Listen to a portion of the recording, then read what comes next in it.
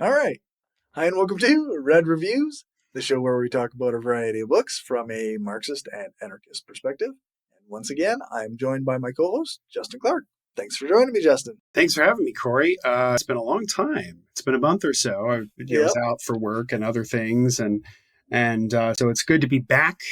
It's good to be back on the horse, as it were, to talk about books related to history and theory of the left. And we are, we're entering in an era now where it seems like much of the gains that were made in the centuries under what we would broadly consider liberal democracy are starting to be overturned. They're starting to be curtailed.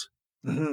I think and it's not just in the United States. We see this global trend over the last 10 or so years of the political right, rightfully, I think, critiquing the failures of left liberalism. So rightly in the sense that it's good that they're making the point, but they're not doing it the way that is constructive, the way we Okay. would. Having said that, at the same time, there is this antipathy on the left or an allergy on the left to anything that is considered liberal. So if you hear, Right. get that liberal stuff out of here, But the book we're going to talk about tonight is really important because I think it answers both of those questions. I think it answers how can we effectively critique liberalism as a political philosophy?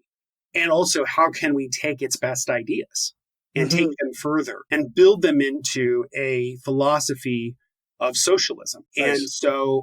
And so tonight, our book is The Political Theory of Liberal Socialism by Matt McManus, who you've had on the show. Yes. Red Review's guest.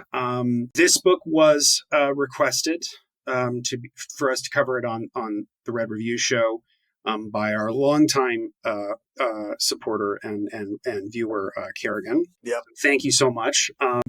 And so I think that I'm very excited to talk about this book because I really loved it. And I think that there's a lot to learn from it. There's a lot I agree with it. A lot in it that I agree with. Right. And I think that it gets to the broader sort of, libertarian tradition or left libertarian sort of view that you and I both kind of share that can learn very much from the liberal tradition. And, as I've said before, my political philosophy is not intended to overturn liberalism. It's to fulfill a lot of its goals.